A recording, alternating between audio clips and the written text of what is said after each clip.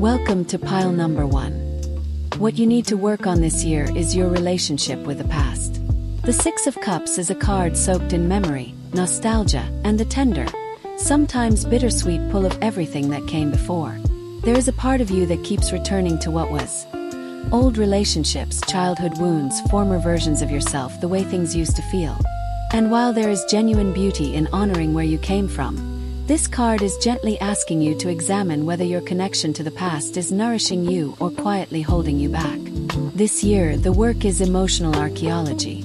You are being called to sift through what you are still carrying.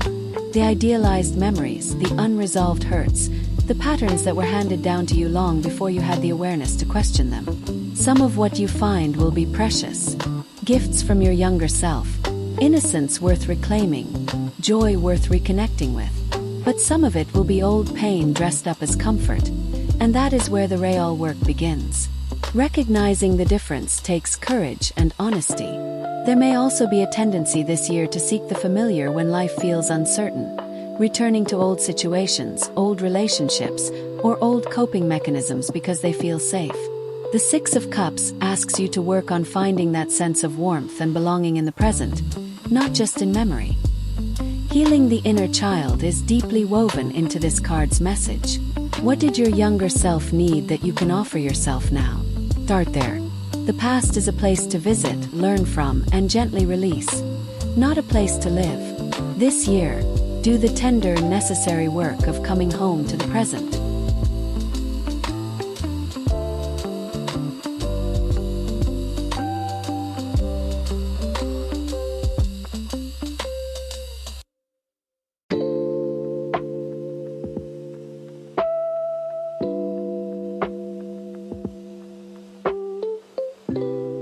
Welcome to pile number 2. What you need to work on this year might surprise you, because the Sun is one of the most radiant, joyful cards in the entire tarot deck, and yet here it sits as your area of growth. What this card is telling you is that joy itself is your work this year. Somewhere along the way, you have disconnected from your own light. You may have become so accustomed to pushing through, managing, surviving, or showing up for everyone else that you have forgotten what it feels like to simply be happy. Not productive, not useful, not strong, just genuinely, freely, unashamedly happy.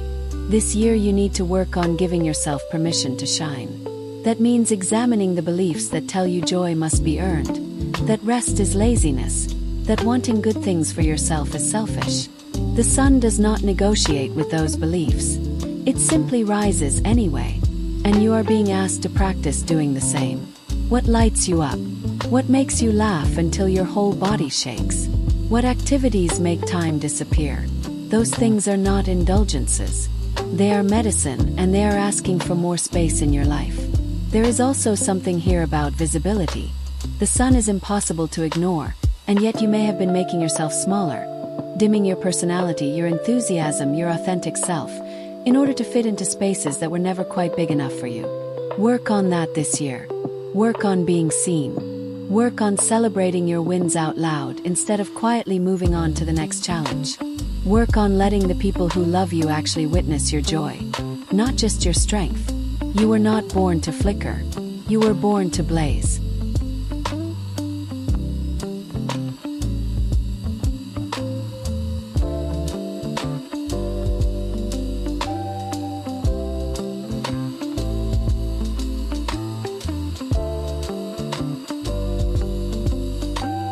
Welcome to pile number 3. What you need to work on this year is the space between inspiration and follow-through. The Knight of Wands is one of the most electrifying energies in the tarot. Passionate, spontaneous, fearless, and absolutely brimming with enthusiasm. But this knight is also famous for charging off in 10 directions at once, burning bright and fast, and sometimes abandoning the journey before the destination is reached. If this card has landed for you, there is a very good chance you already know exactly what this message is about. The work this year is not about dimming your fire. Never that. Your passion, your boldness, your willingness to leap is a genuine gift, and the world needs it. The work is about learning to direct that fire with more intention. It is about finishing what you start. It is about sitting with a project, a goal, or a commitment long enough to see it move from exciting idea to real, tangible result. That middle stage. The part where the initial thrill has faded but the finish line is not yet in sight. That is where your growth lives this year. There may also be a pattern of impulsivity worth examining. Decisions made in the heat of the moment. Words spoken before they are fully formed. Opportunities chased before the previous one has been fully explored. The Knight of Wands asks you to work on pausing, just briefly before you leap. Not to talk yourself out of the leap, but to make sure you know where you are leaping to. Channel that extraordinary energy of yours into one or two things that truly matter this year. And watch what becomes possible when your fire has a hearth to burn in rather than simply a field to race across.